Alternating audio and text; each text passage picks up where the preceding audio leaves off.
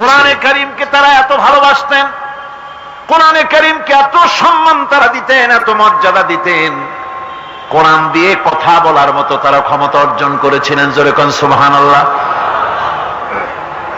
হযরত আব্দুল্লাহ বিন মুবারক রাহমাতুল্লাহ আলাইহি জবরদস্ত মুহাদ্দিস, তার আমলের অনেক বড় আলেম, হজ করতে এসেছেন।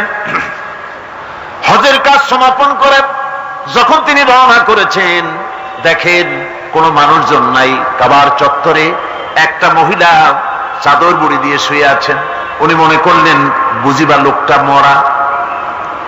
মরা কি জিন্দা, বোঝার জন্য কাছে গিয়ে সালাম দিলেন, আসসালামু আলাইকুম।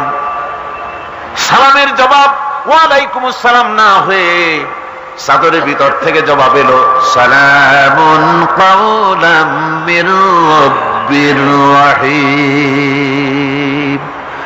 পরম করুণাময় পরওয়ারদিগারের পক্ষ থেকে তোমার প্রতি শান্তি কথিত হোক। মুহাদ্দিস সাহেব প্রশ্ন করলেন, মা, হজ করতে এসে লোকেরা তো সব চলে গেছে, আপনি এখানে একাকী পড়ে আছেন কেন? তিনি জবাবে কোরআনে কারীম থেকে বললেন, মাইয়ুদলিলিল্লাহু ফামা লাহু মিন হাদ। আল্লাহ পাক যাকে পথভ্রষ্ট করেন তারে কেউ পথ দেখাইতে পারে না।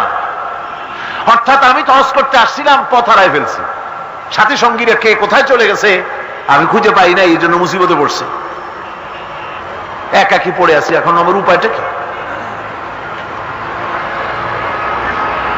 মুহাদ্দিস সাহেব বলছেন, মা, একাকিনী এই অবস্থায় কত সময় পড়ে আছেন?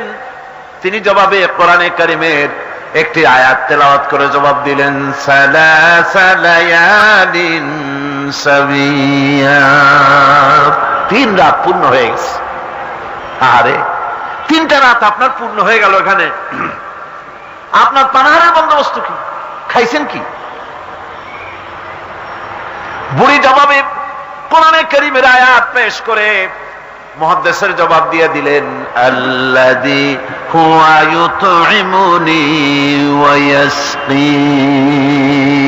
ওই মহান আল্লাহ রাব্বুল আলামিন, তিনি আমার পানাহারের বন্দোবস্ত করেছেন। মুহাদ্দিস সাহেব বলছেন, মা, আমার কাছে কিছু খাবার আছে, আপনি দয়া করে এই খাবারটুকুন গ্রহণ করুন।